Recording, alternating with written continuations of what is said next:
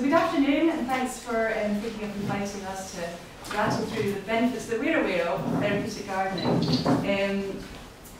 Any questions, just stick your hand up as we go, and I'll try to answer as best we can. So Trellis is the National Therapeutic Gardening Organisation for Scotland, and we support approximately 450 projects right across the country.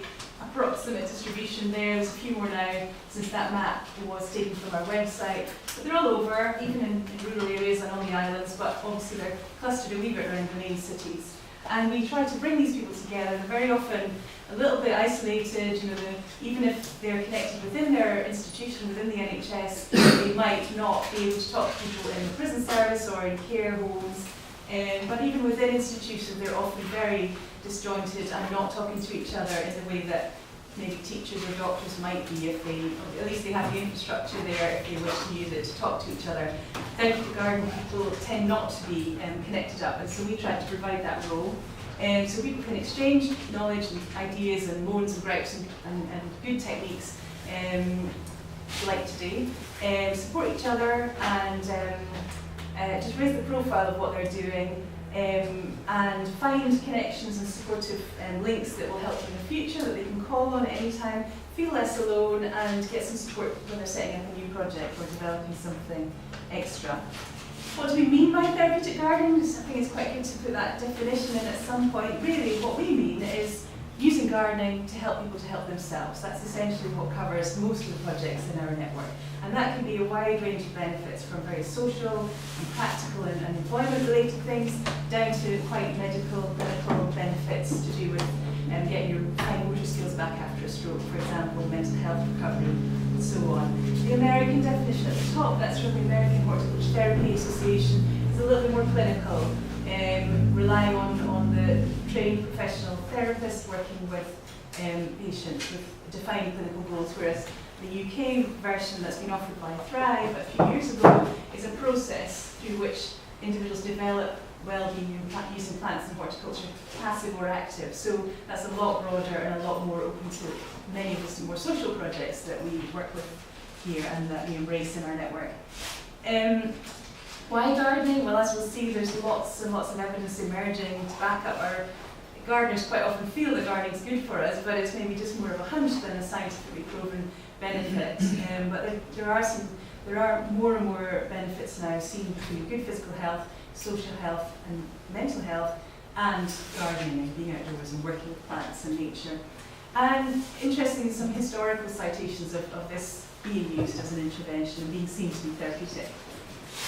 Particularly in Scotland, I think we've got a lot to gain from getting out more and using gardening more. We still have this sick man of Europe status. I'm sure you all know of this, and I probably don't need to depress you more with it this afternoon, but we're not active enough, we're too sedentary.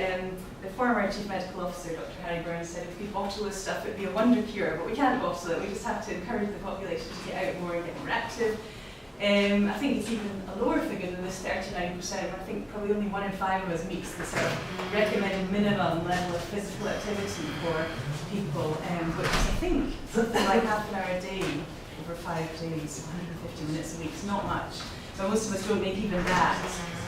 Then, of course, infamously, we have quite a lot of cloud cover in Scotland, and that does mean some of us are at risk of vitamin D deficiency, and that vitamin D levels have been connected to so many health conditions now, everything from depression to osteoporosis, cancers and inflammatory cardiovascular diseases, heart disease and so on, and even to some cancers. So, having a borderline level of vitamin D in your system is a bit of a risk for lots of health conditions. And so the more we can get outside and get exposure to sunlight, the more we manufacture it in our bodies. Gardening, as you can see, could be an answer or a way of tackling some of these problems.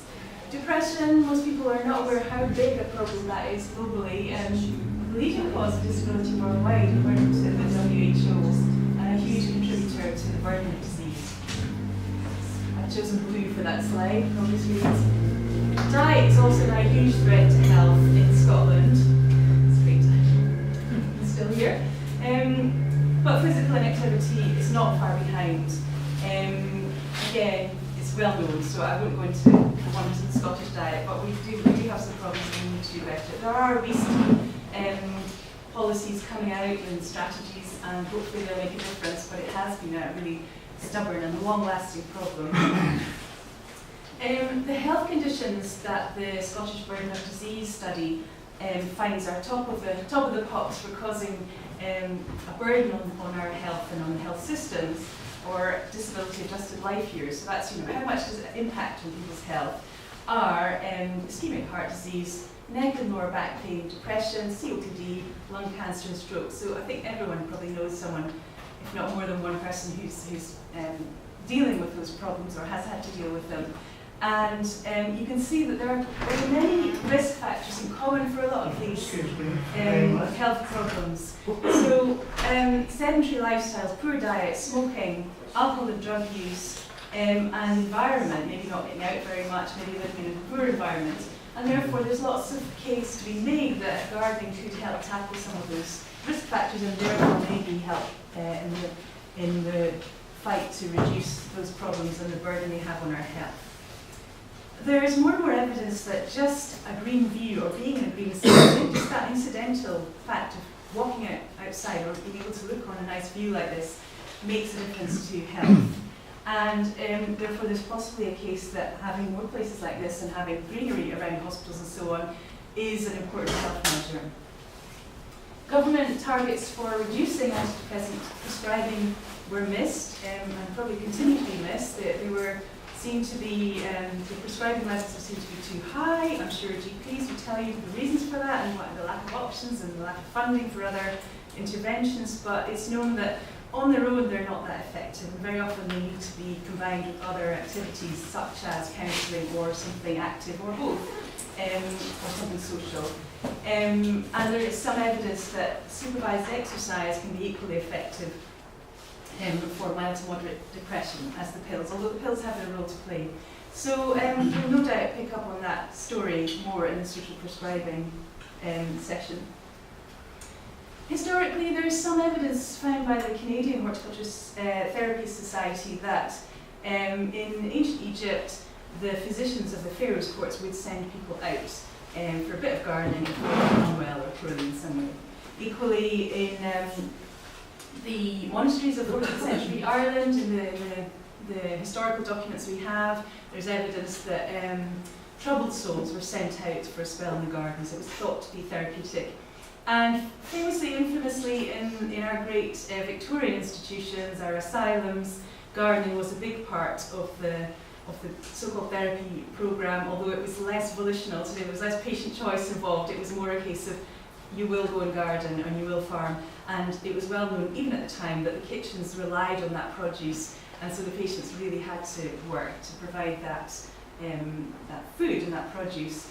And there was talk at the time, even contemporaneous reports of people saying this is not okay, we shouldn't be exploiting these patients. But even still, most people, if you spoke to them, preferred to be outdoors. The ones that were hardy and enjoyed the outdoors, even if it was hard work, they would rather be outdoors than in the hospitals.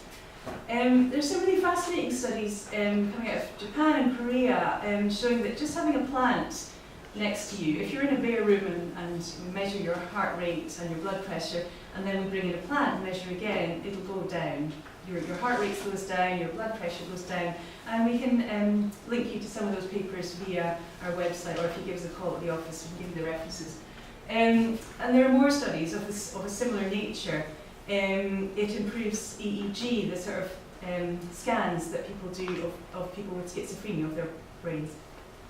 And clear evidence that reduces stress. So they put people in a room, they get them to stick their hand in a bowl of icy water, and they measure their reaction and their physiological reaction to that, and then they measure again with the plant. And this single factor seems to change how our bodies react. Viewing nature scenes within a few minutes, our feelings of stress, fear, anger, sadness, blood pressure, and muscle tension seem to improve and reduce. Again, a Japanese study. And we find that gardens in hospitals seem to improve patient experience, reduce stress, reduce the need for analgesics, reduce the amount of pestering patients do of nurses, and improve satisfaction of patients and staff and so on when they're asked how was that experience in hospital. There's a famous study of view from a hospital window by Dr. Roger Ulrich, in the 80s and then repeated and diversified in the millennium, the first year, decade of the millennium, and other studies following up on that theme and looking at just having plants in a hospital environment and finding people are discharged sooner with fewer problems with post-surgical complications, fewer need of less pain control required, and so on and so forth. So there's something going on there about plants and our health. The trouble is no one really knows the mechanism yet, so that's something that people are trying to unpick. There's a possible mechanism to do with inflammatory factors in your blood and other parts of your body, but people don't really know quite how that works. Also, gardening is a flow activity. I'm not sure if any of you have experienced this, but that thing of going into the garden and forgetting time, forgetting your problems, getting absorbed in the activity, and maybe forgetting to have lunch or forgetting to worry about the thing that was really bugging you when you first started in the morning. And I know that a lot of keen gardeners have experienced that. And that's known as there's an official recognition of that state of mind because it changes. It's a kind of increased alpha wave pattern that your brain switches to. And it's very like the mindfulness state of mind that people chase through yoga and meditation and so on. It is like a meditation state, so it's relaxed but alert. So it's a very healthy state of mind to be in with lower blood pressure and heart rate, but an alert but calm mind. And you can see how that would be a breath of fresh air and a nice space for someone who's having a hard time with stress or a mental health problem. If you can just get that break from those worries for a while, it could be a really calming and therapeutic experience. We've seen how just being in a green space seems to have an effect on pain levels, stress, anger, and fear. And just viewing scenes can even reduce people's sense of fatigue and their muscle tension. Most garden projects are really operating with an underpinning theory of biophilia, and some of you may have read about this. E.O. Wilson, very famous scientist, still active, wrote about this, and before him Fromm, a German scientist. It's really, biophilia comes from Greek, so it's love of life, so an affiliation with other species. So the idea that we evolved from the same roots as other species, and therefore we have a natural affinity with those other creatures and being in nature. And therefore, not being among nature, being away from that natural environment might be bad for us, but being in a natural environment could have benefits and could be where we're sort of evolutionarily meant to be. Gardening is sensory, at least it can be if it's well designed, and you can see how that would work well for someone with a sensory impairment, because we're not focusing all our energies on one sense, the visual, for example. You can bring in scent, you can bring in the other senses and really work with those senses, and that can be enjoyable for anyone, really. Also, there's the sense of taking care of something. If you've become ill, maybe you become a dependent, a patient, become stuck in that role for a long time, or maybe you've started to lose trust of people around you because you've been ill or had a diagnosis of a mental illness. Taking care of something might be something that you're not trusted with anymore, or you don't even trust yourself to do. So starting with a plant, something that responds to your care and attention, can be a really empowering thing. And also that sense of spring coming around, which we're all maybe looking ahead to, you know, that the winter's to come, and we know it might be long and dark and cold, hopefully not, but that sense that spring always, you know, nature's wheel turns, spring always comes around, and the shoots pop through the ground again, and it's all going to be okay. That is quite important for many people, especially those of us who have a sense of depression or sad in the winter months. And also there's a sense of perspective. If you come out into the garden, you're looking at the geology beneath your feet, you're looking at the climate, what's the weather doing, and the little robin that comes to visit the garden. And so you're thinking of things that are bigger than us, outside of ourselves, and that gives you a real sense of perspective and takes your thinking away from maybe something that was going around in your head and really worrying you before. It gives you that sense of mental perspective and a mental breath of fresh air. The other really great thing about gardening is it's kind of gym exercise by stealth. So you're getting the exercise, quite often you're weight bearing, you're taking heavy loads of compost or water, but you're actually focused on doing something purposeful, building a pond, and not on, oh, I've got to go to the gym because the doctor said I had to go for my health. You're doing it for the joy of building something fabulous, growing some tasty produce, some beautiful flowers, and the joy of being in the garden. You're not doing it because you have to. So it's a different mindset, and therefore you can get your exercise in an enjoyable way, and that makes it more sustainable for many people. In many of our projects, it's all about the social side, having a new interest, meeting new people, building confidence, and just having fun. But that's all therapeutic as well. It's intimately linked to our physical health, feeling good. I mentioned weight bearing just now, so the exercise that is really important that many of us miss out is something that where you're bearing your own body weight and or some extra weight, well, and some extra weight. For example, pushing a barrow or lifting a watering can. Our bones are very active structures, and they need stimulation to keep growing. Inside they've got lots of little cross structures that keeps them strong, and that needs constant stimulation via weight to stimulate that renewal process. That's why weight bearing, one of the reasons weight bearing exercise is important, also for muscle conditioning. And cardiovascular health, it's good to be active and moving. I know that some of us garden in quite a gentle way, and that's absolutely fine too, but if you do break into sweat, get a bit more active, you're conditioning your health, heart and lungs. Weight loss is potentially a benefit. Being exposed to cold can switch on your brown fat cells, which kind of help keep your weight in check rather than being the other kind of fat cells. And exposure to daylight also seems to be linked with healthy weight. Daylight exposure also important for vitamin D production, as we've seen, and can help with feeling good. It seems to be linked with certain feel-good brain chemicals that help us stay in a good mood. And obviously the link to healthy eating is really important, because if you've had a hand in growing something, you're much more likely to be curious about how it tastes and to try it and be proud and want to take it home and eat it. And the taste, as we all know, can be better when it's really fresh out of the garden. Some people like gardening because it's just stress relieving. They find that just getting into the garden slows them down and helps be an antidote to all that, constantly on, 24/7, you're attached to your screen, and there's no let up, that kind of speed culture that we all live in now. It can be a place of solitude, which is great for some people, and it also can be really sociable if you're involved in allotments or flower shows and groups and so on. It can be used for literacy and numeracy work, so you have to read a seed packet to know how long the lettuce is going to take to germinate, when to sow, what time of year. So there's an incentive to reading that maybe was missing in school when you tried to learn the first time. Also spacing out broad beans and needing to know what an 18-inch gap is, and maybe using something like a stick or part of your anatomy to space out a row of beans. Gives it a real world meaning that is really motivating and helpful to learning numeracy skills. Reminiscence work, very common in care homes, using the sights and sounds and smells of gardens, textures too, to talk about gardens in the past and keep those memories moving and keep them alive. It's a great spur to conversation and social interaction, having a garden and looking at it changing every day. That's a really nice neutral, positive subject matter where in situations where maybe conversations have broken down, relationships are a bit difficult because of certain behaviours in a care home, gardening can be a really good way to get around that. The self-esteem that comes from caring for a plant that then responds and blooms and is beautiful and tasty, that's not to be overlooked, really important part of it.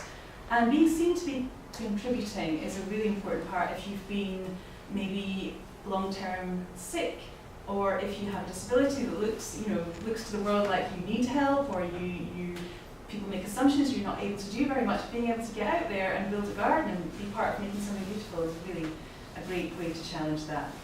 Be independent because of the design of a garden, and it can be a place of escape and refuge in a hospital. If you can't get away from the beeping of the machines and other patients, you can get out to a garden or even look at a garden. That can be a nice escape. The sense of being away from your normal life. Gardens are in all kinds of places, from hospices to prisons to church blocks, GP surgeries to hospitals, care homes, and even nurseries. Our client groups include people with head injuries, people who've had a stroke, people in care homes with mental health problems, learning disabilities, children with complex needs, all sorts. So it changes over time, and we try to adapt with that. We do demo sessions in care homes to help get care staff started and get them inspired and enthused. We do all kinds of training days to help people with different aspects of gardening so that they don't feel that lack of skill and that they need fancy equipment, that any of those things could be barriers to getting started. And we work with prisons too, helping give people confidence, skills and new aspirations ahead of liberation. And also looking at mental well-being, of course. That's it. That was a whistle-stop tour of the benefits of gardening as far as we know them. And if there are any more that I've missed, please shout out. Any questions? Are you a gardener? Yeah. Bit of evangelical one, haven't I? I am. I know, I usually You look a bit pale. Sorry? You look a bit pale. That's cool. Oh. Oh, no. Are you not a gardener?